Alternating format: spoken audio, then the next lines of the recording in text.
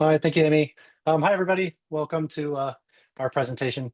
So I'm going to share my screen here, and then I'm going to start talking. So let's get going. All right. So we're going to be talking about Indonesia. And my wife, Carrie, and I, as Amy mentioned, we run Subculture Travel. So we represent 5 companies in Indonesia. So Samambaia and Pindito are the liveaboards. And then Siladen, AlamBatu, and Coralie are the resorts. In addition to that, Carrie and I also lived in Indonesia for about 11 years and dove all over the country, worked and dove all over the country. Um, and we also happen to be sponsored by Nauticam for the last decade or so. So we get lots of cool camera gear. So we've been lucky enough to dive all over the country and take some pictures that we hope you enjoy. So we're going to kind of run through the country a little bit. For those of you that have seen this before, I apologize. For those of you that haven't, I hope you enjoy it. So I hope everybody knows what we're looking at here. That big thing in the middle is Russia. Down there at the bottom is Australia. And I tell you what, before we moved to Indonesia, I couldn't have told you where it was on a map either, but it's right there. And part of what makes it so interesting underwater wise is it is basically the mixing point of the Pacific Ocean and the Indian Ocean. So what's called the Indonesian through flow actually flows between those two oceans. And it's also a migratory route. And we'll go into a lot of that during the presentation. So Indonesia is really big. It's 3,275 miles. For those of you who aren't entirely certain how big your own country is, it's only 2,896 miles. So in the next 30 minutes, I'm going to attempt to explain to you all the different dive areas in the country and our resorts and liveaboards, which is basically like me trying to explain to you all of the national parks in the United States and where you should stay and how you should do it in 30 minutes. So I'm gonna do my best. Here we go. All right. So for 350 years, Indonesia was a Dutch colony, and it was the Dutch East India Company.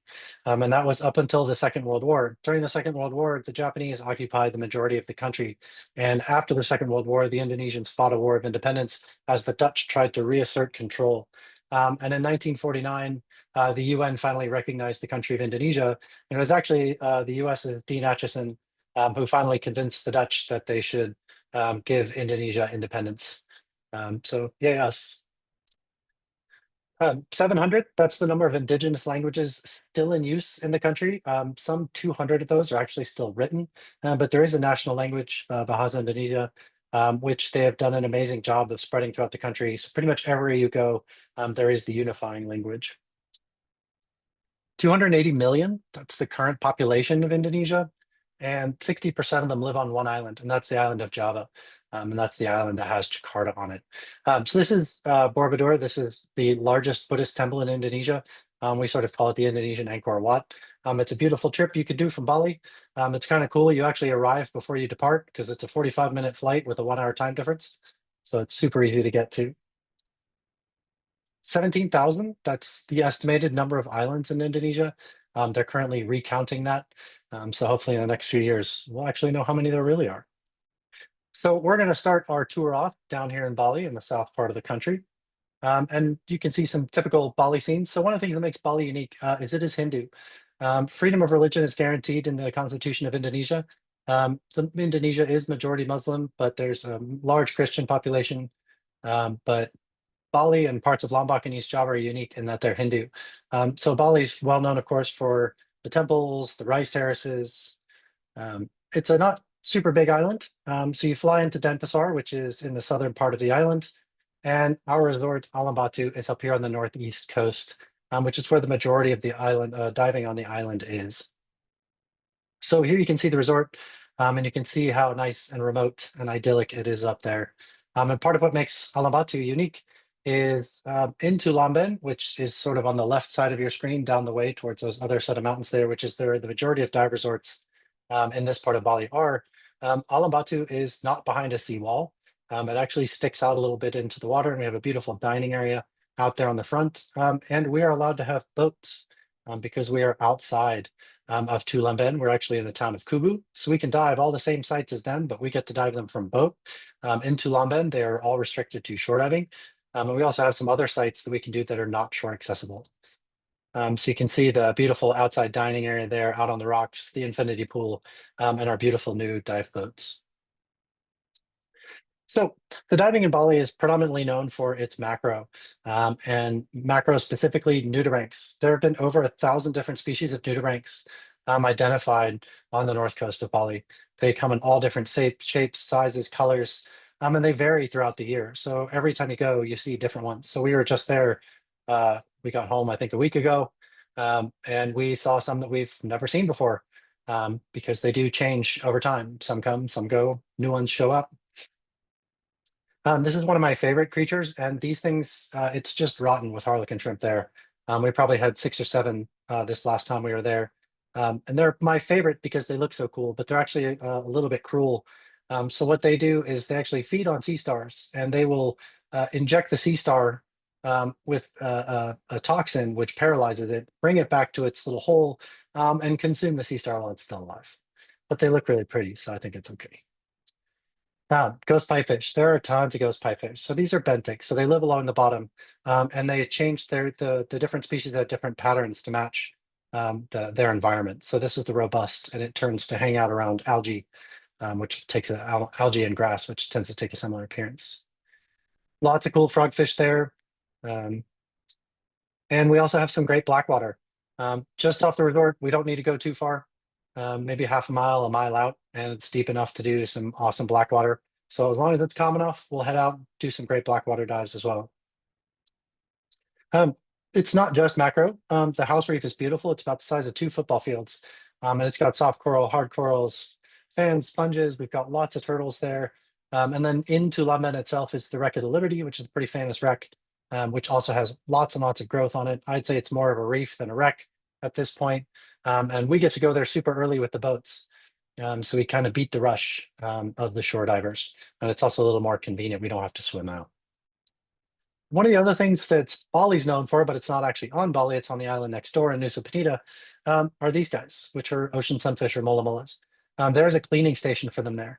So in basically late summer to late fall, there's a good chance of seeing the mola molas there. So what we'll do if you want to go spend a day to go do that is we basically call, we have some operators that we know there. They'll check, let us know whether or not the molas are being seen. We drive you a little ways, put you on a different boat and send you out to Nusa Penida. So it basically becomes a day trip to head out there and see the guys. There's also a manta site out there with some pretty consistent mantas, but it's super busy. But it's neat, especially if you've never seen mantas. It's a great little day trip to go check out. So let's head to our next stop, which is Komodo. So the best way to do Komodo, and the way that we would recommend it, is by liveaboard. Because it's only about 40 miles from top to bottom. We're going to talk about the different areas of it, but the best way to really experience the whole thing is on a liveaboard. So again, the 2 liveaboards we represent, this is Samambaia. It's 14 passengers. It's Italian owned. It's beautiful. It was launched in 2015. Stunning cabins, amazing salon, amazing food. Brand new upstairs furniture to make the sun deck a little more comfortable. Great place to hang out. And if you're going to be at the DEMA show this year, come by. I have some 3D VR of the boat as well. I can show you. The other boat is Pindito. So Pindito is the longest continuously operating liveaboard in Indonesia. And he's done lots and lots of upgrades to it, including just now. We were just on the boat the other day to see the latest that he's done to the cabins, which is really great. So again, it's super comfortable. It is the quietest Pinisi style liveaboard we have ever been on. Several times I've been like, hey, Eddie, are we moving the boat? And he's like, we are moving, because you can't tell because it's so quiet. And it has the best camera room of any boat we've ever been on. And his upgrades have really made it one of the most comfortable boats. And what's cool about it as well is he has 4 tender boats for 16 people. So we get to really spread out on the dive sites. So Komodo National Park itself is made up of the island of Komodo and Rinja, and it's between the islands of Flores and Sumbawa. And then there's also the island of Sangian in the north, which is outside. So if you're doing it from day trips, land-based, you're pretty much limited to the northern part of Komodo. Some boats do go up to Sangian, but it's pretty tough. Whereas if you do it on the liveaboard, you can go all over. And you're also not limited in the dive times, and we'll talk about why that's important in a second. So this is what northern part of Komodo National Park looks like. And some of those popular dives in the park or just on the other side of this island here. And those are 2 pinnacles. And these pinnacles are covered in corals and fish, and especially at the right in between high tide and low tide, where it kind of slacks off a little bit, all those fish crowd down onto the reef. And so these colorful things you can see there are also one of my favorite parts of Komodo. Those are crinoids, and they're actually animals. They're not plants. So they do have a mouth in the middle, and they do feed. You can see big schools of barracuda, big schools of surgeonfish. And again, if you're hit the right tide cycle, right current cycle, you can really see them up close as they come onto the reef. We also have some incredible hard corals up there, some hard coral gardens, and they are just rich with turtles, green turtles, hawksbill turtles. And I love this photo from Carrie because it shows not just the hard corals, but also the turtles and the fish life. Another thing that loves those hard coral gardens are cuttlefish. So these two just finished mating.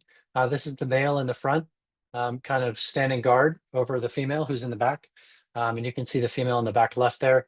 And the females are laying their eggs deep into the hard corals to protect them.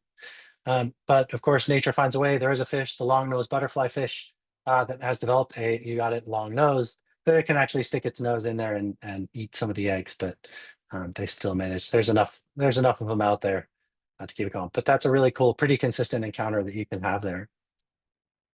So as I mentioned, Indonesia is the mixing point between the Pacific Ocean and the Indian Ocean, and Komodo is where the rubber meets the road on that. So this is in a place called Current City.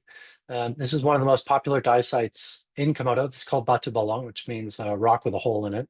And you can see the current line stretching for probably about 2 miles south of here because that current is raging.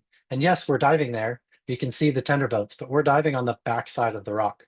And what we get is we just get these incredible masses of fish because we're diving on the slack side of it, but there's so much water moving past. All the fish are still up in the water column, feeding in that eddy from all that water, all that rich, nutrient-rich water moving behind it. And so what we're getting is on rising tide, we're getting that water from the Indian Ocean coming up, and at falling tide, we're getting that warm Pacific water coming down. And you can tell there's a lot of current here because you won't see much in the way of tall, soft corals. It's almost all hard corals because they're the only thing that can really hang on in that strong current. But it's one of the most incredible dives just because of the amount of fish life in those beautiful corals. So again, I mentioned the island of Sangans. This is in the north. Sangans actually an active volcano. Usually you can see a little bit of lava on top. Sometimes you can even hear it erupting while you're underwater. It's not, like catastrophic eruptions, just a little bit of, the usual little bit of eruption, nothing big. But what makes it unique, again, is it is incredible for macro. So you get a mix of black sand and white sand there. It's mostly black sand. And we get a lot of these lantern nuddies, which are really unique. And we get a couple different species there. There's also parts of it where we get this really cool bubbling reef. So 5 points to Gryffindor if you can find the animal in this. It's right there in the middle. So these are colonial anemones, and it's a little bit sad. So they colonize whip coral, killing the whip coral and using the skeleton to live on. But they're quite pretty too. And this colonial shrimp right there in the middle has managed to, how do you say that, camouflage itself really well in these anemones. Lots of frogfish in Komodo as well. This was shot with the EMWL with the 160-degree lens, which is my favorite thing to shoot right now for you camera nerds out there. We get the clown frogfish. And again, as I mentioned, it's that mixing point between the Pacific and Indian. So that was all from the north. So now we're going to head south into the Indian. It's about 35 miles. And we're going to go down to the bottom of Rinja Island to Horseshoe Bay. So this is an old caldera. And it's open to the Indian Ocean in 2 parts there on the bottom. And it's home to one of the most incredible dive sites on the planet called Cannibal Rock, which you can see is that little thing underwater to the left where you can just kind of see it. But what's also cool is on this beach, there are just Komodo dragons out hanging out, running around. So in the morning, you get the binoculars out, or if you're a little more intrepid, we can head over to the beach if they're out and about, if they're sunning themselves. Because of some unscrupulous people, in the last, they started about 15 years ago, feeding them. It's more difficult to walk on the beach with them, but we can still get super close. And sometimes they'll even wade out in the water a little bit, which is pretty neat to see. But they're just hanging out, being lizards, doing what they do. And it's, they're not penned up or anything. So it's really cool to just watch them hang out. But the life underwater completely changes. The water is a little bit colder, a little bit greener. You can see how much sediment there is in the water there, but there's not a single inch that's not covered in life. especially a lot of the cup corals. You can see the yellow cup corals, the green tapastria, and we get that really pink colored soft coral that we really only get down there. And when the current gets going a little bit, that's when those things open up. So you really want to be in there with just the right amount of current to get it going. Also great macro life. We have lots and lots and lots of blue ring photos. We lived in Lembeh for 3 years. So we've got mating blue rings with eggs, 3 blue rings try to mate. But I love this blue ring photo because it's not on black sand. This one jumped up on this beautiful tubastria. And to be honest, I'd never really noticed all the texture in tubastria until I took this photo. I would love to say I planned this, but I was actually just taking a picture of the octocoral, and this little beautiful amphipod hopped up on there. So that amphipod's probably about the size of the head of a pencil.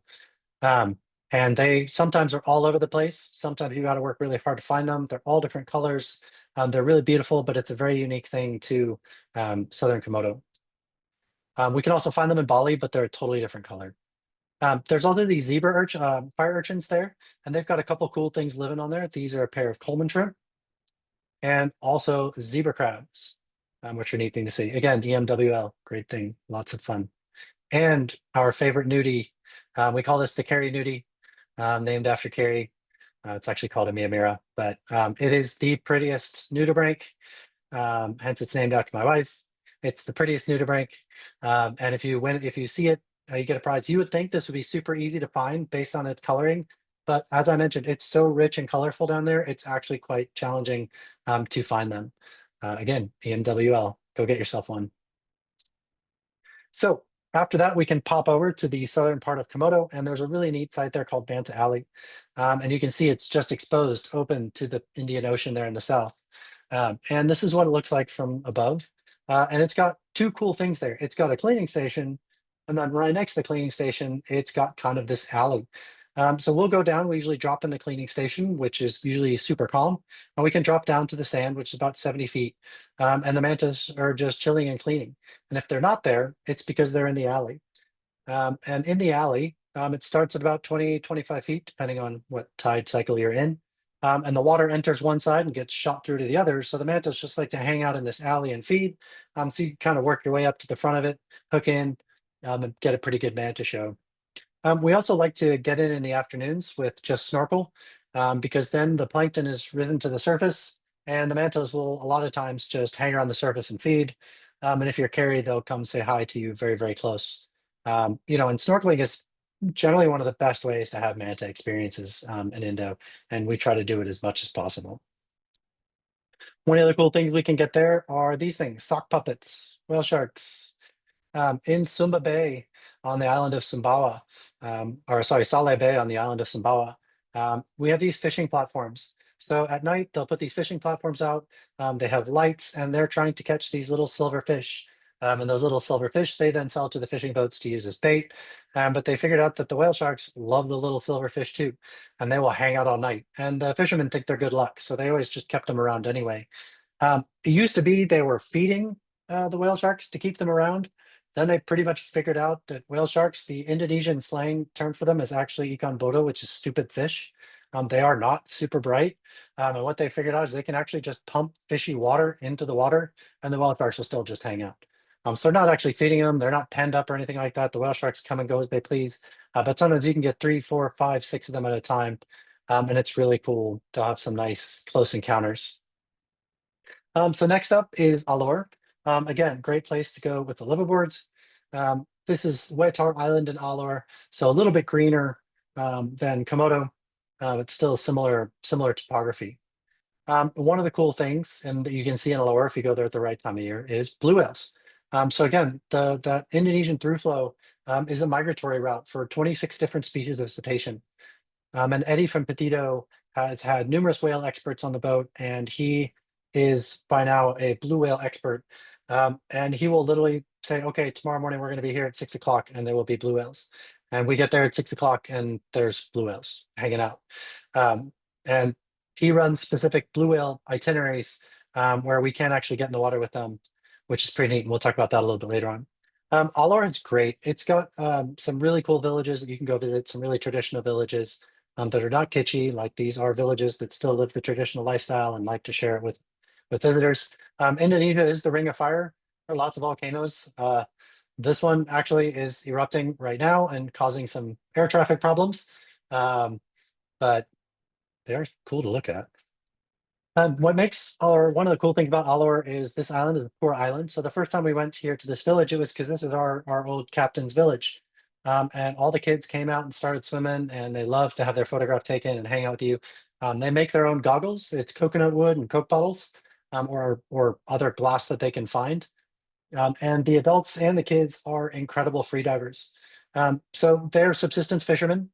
So he was down checking his fish trap at about 90 feet, swam up, saw me taking pictures, and asked whether I wanted to take his picture. He came over. I took up pictures of him, showed him the pictures. He thought that was really cool. He was like, "We done?" I'm like, "Yeah, that's good. Thank you." He swims off to go check something else and then swims up. I sit there and I've run through 500 psi, and this guy's still on the same breath. They're absolutely incredible free divers. They can do minutes at a time, and I'm sure there's some scientists out there that can explain to you. But basically, they have enlarged. They've been studied, and they have enlarged spleens, so they can basically store hyperoxygenated blood to allow them to be incredible free divers. So there's one of those fish traps hanging over the wall. A lot of the diving in the north part there is wall diving. So you can get some incredible shots of big giant frogfish there.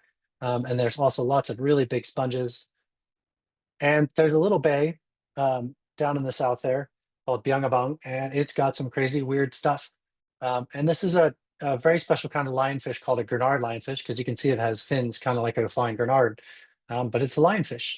And there's just so much to see in Biangabang. I'm excited. We're going to be going back next year as well. It's one of the coolest macro places. Um, this is one of the things we can also see a lot of in Bali, but Alor is a great place for it, and that's where this one was taken. These are rhinopias. So they're a type of scorpion fish. It's usually on most photographers' bucket list of cool things to see, and they come in all different colors and patterns. So the paddle flap on the top left there and sort of a pinkish hue. And we've actually seen one molt and change colors, which is pretty cool. And so on the bottom right, that's a juvenile. So when they come out, they're translucent, which is pretty neat. So the Banda Sea. The Banda Sea is one of the largest, deepest seas in the world. At certain parts, it's deeper than 20,000 feet, which is pretty wild. And it's sort of the heat sink of Indonesia. So, it traps a lot of the heat. So when you get warming oceans, the Banda Sea kind of acts as a heat sink for Indonesia. So this is a beautiful day out on the Banda Sea. Hopefully it looks like that. During the season when we go, that's generally what it is. Nice blue, small white puffy clouds. And what we're doing there is we're basically diving these volcanoes that come up from the deep and break the surface. So you've got some pretty cool fringing reefs, like on this island, Sarua, which has some of the most beautiful soft corals of any island out there. On the Banda Sea, we get this beautiful blue water and these incredible pastel colored soft corals. There's not just one or two of them. There's a ton of them all over the reefs. And so if we're not diving on a volcano, we're diving on reefs that haven't quite broken the surface, or atolls. And these tend to have incredibly rich hard coral gardens on the top. And some of them are pretty limited in space, so they're really not an inch that's not covered with hard corals. Some of these volcanoes are also home to large populations of sea kraits and sea snakes. So this is an olive sea snake. They are absolutely incredible. They are super dangerous if you encounter them in any other situation. If they do bite you, it's all over. But underwater, they don't seem to care about us at all. They're regular terrestrial snakes. They live on land. They breathe air. They just happen to swim around under the ocean and feed under the ocean. And they will come right up to you, bump you, swim through your gear. But they really couldn't care less about us. They're just curious. The only time people really have problems is they step on them in tide pools and things like that. And that's when they can be dangerous. But this is a really cool thing to see. And no, I didn't mess up editing this photo. That is the actual color of the sand, because a lot of these are volcanoes, and so the sand can be really rich in sulfur. So you can also get some really unique photos out of that. Um, it's open sea, and we get some really huge populations of barracuda coming through. And we've also found lots and lots of places that are cleaning stations. So we'll go down in the morning, go down about 90 feet or so and hang out and look for hammerheads. They'll also show up in the afternoon. We've been on afternoon dives and they'll pop up, swim right through the group and swim back down or swim up over the top of the reef. They're all over the Banda Sea. And by now we've got some pretty good consistent spots. Where at the right time of year we can see some hammerheads, which is pretty neat. You'll probably stop by the Banda Islands. The Banda Islands at one point was a very, very important place that a lot of countries fought over for a long time. And that's because of this thing in the top left, and that is nutmeg. So the nutmeg seed is in the middle there. It's the black part. The red part is mace, which is also used for various things. But at one point, that was worth more than weight, more by weight than gold. So if you had a pound of nutmeg, it was worth more than a pound of gold. And basically, the Dutch, the Portuguese, and the British fought over this for a long time. That's Fort Belgica up on the top right. That was a Dutch fort that was built. And basically, it all came to a head and it ended when the British traded the island of Roon, which was where most of the nutmeg grew, for a place called New Amsterdam, which is in New York City today. So we basically only have New York because of nutmeg and the Band Islands. But it's really neat. It's like stepping back in time when you go there. It's a cool stop off. Again, I mentioned the Banda Sea is a lot of wall diving, huge sponges, lots and lots of really cool eels there. So on the right, that's the volcano in the Banda Islands. And it erupted in the 80s and basically wiped out the entire coral reef below it. And it basically became a laboratory for scientists to see how fast everything grows and what grows first and what grows on top of what. And now it's an incredibly rich, beautiful reef. There's also lots of red-tooth triggerfish. Normally, red-tooth triggerfish are a sign that a reef is not healthy. But I have a hard time believing that here because the reefs are incredible and they've been this way for 20 years that we've been diving there. So I'm not sure. I think they just like it there. And again, we get those blue whales. It's that big migratory route. And Eddie's gotten really good at getting people in the water with blue whales, which is a really cool thing to see. The first time you get in, the whale swims underneath you. You don't realize because the whale is so big. It's not until you see the tail go past you that you realize you were on top of a whale. It's pretty cool. So let's pop on up to North Sulawesi here. In North Sulawesi, we have this really cool animal there on the right called the tarsier. They're endemic there. And the beach at Bangka on the top and the beach at Siladen on the bottom. So we represent two properties there. One is in Bunaken National Marine Park, which is the first marine park in Indonesia. You fly into Manado and you can pop over to Siladen Resort, which is actually inside Bunaken National Marine Park. Beautiful private beach, some absolutely incredible villas, big pools. We have private pool villas as well. And the diving there is also mostly wall diving. So beautiful soft corals, beautiful walls, and turtles. You can't swing a dead cat without having a turtle there.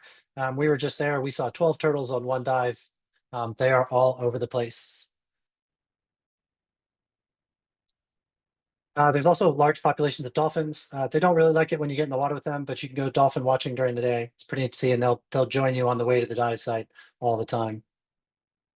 Up here in the north in Bangka, that's where our other property is, and that's Coralie. Coralie just finished some massive additions as well, and it's beautiful. And Carrie will have some photos of the new additions when she shows up at ScubaCon this weekend.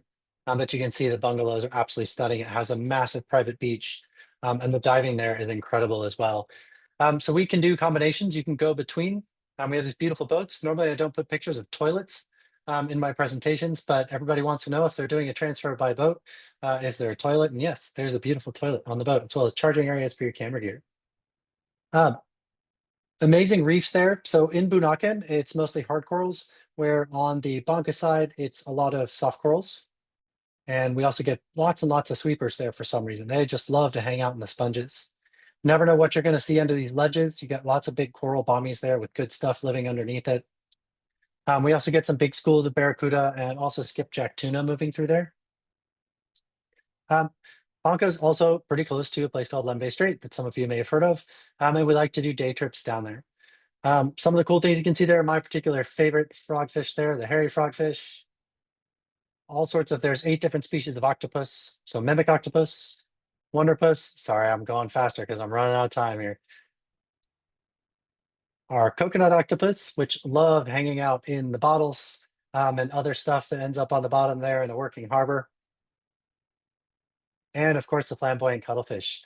So when they're hunting, they flash these colors. When they're not, they blend perfectly with this black sound background. So one of the big industries there is copra, which is coconut husk, where they extract the oil and they use that also as kind of a charcoal in Indonesia for barbecuing. And something loves to lay their eggs underneath there, and that's the flamboyant cuttlefish. And if you're lucky and you get there at the right time, you can kind of peek underneath. And if the eggs are hatching, you get to see some pretty cool action there. So our next and last stop is Raja Ampat. So Raja Ampat is on the farthest, the westernmost tip of West Papua, which is the Indonesian half of the island of New Guinea.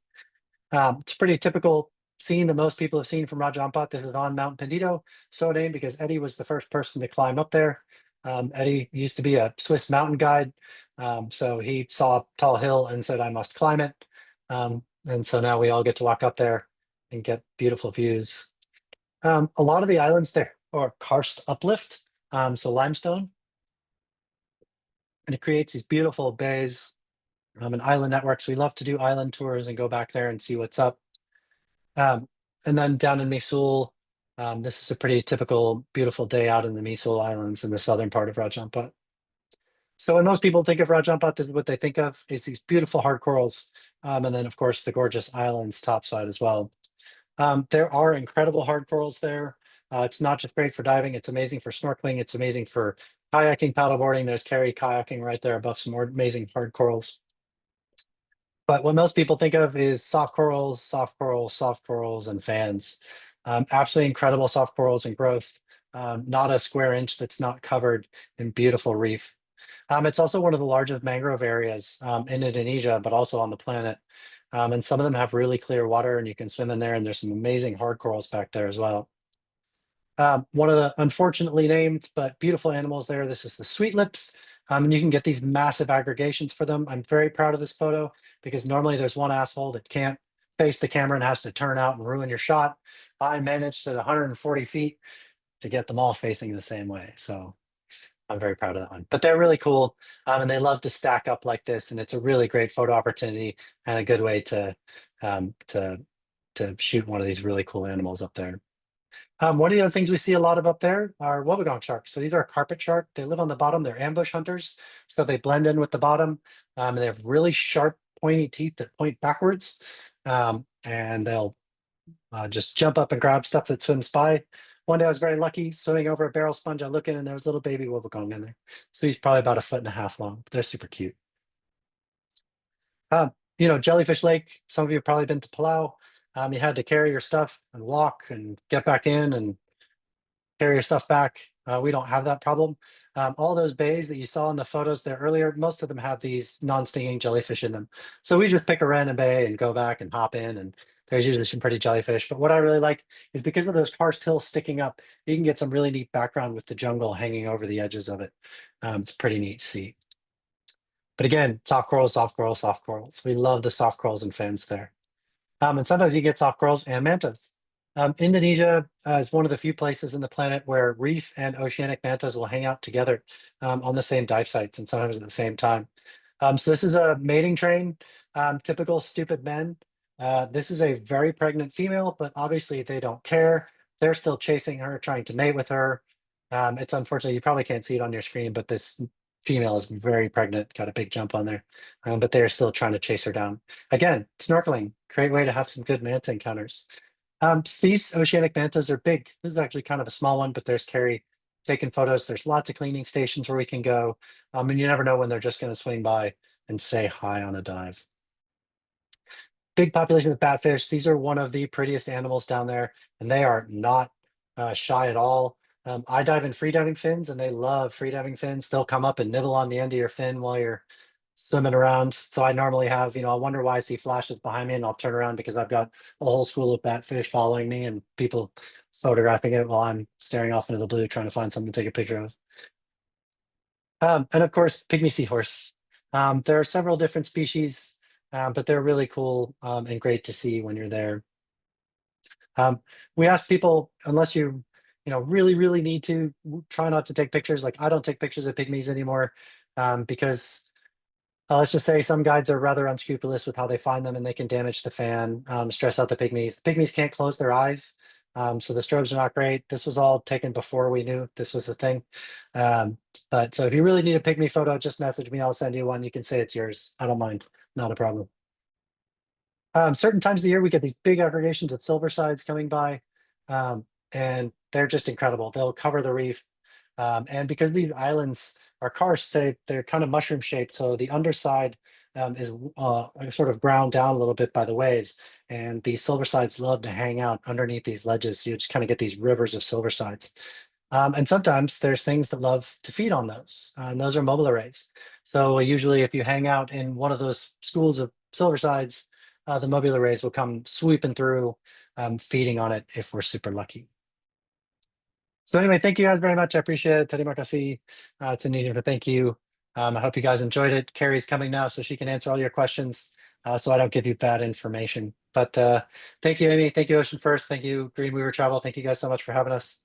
Carrie looks forward to seeing you all at ScubaCon this weekend. I'll unfortunately be here. Here's Carrie. You guys with this. Oh. Can I hear you guys? Yep, sounds good. Cool. Hi. Well, that was amazing. I'm just seeing all of the hearts coming through on the presentation. Safe to say you guys could have gone all night, and I think everybody would have stayed, just put on their little bunny slippers and stayed and just dream of beautiful, beautiful diving. But what a presentation. Thank you guys so very much. You were getting after all of the questions in the chat, Carrie. So I don't know that we have that many more. And we do, of course, have a prize drawing that we need to attend to, of course, too. But whoop, there you are. There you are. Yeah, that was unbelievable. So thank you. Thanks for having us. We're always honored to be a part of this. We love ScubaCon, and I look forward to seeing as many of you as I can this weekend.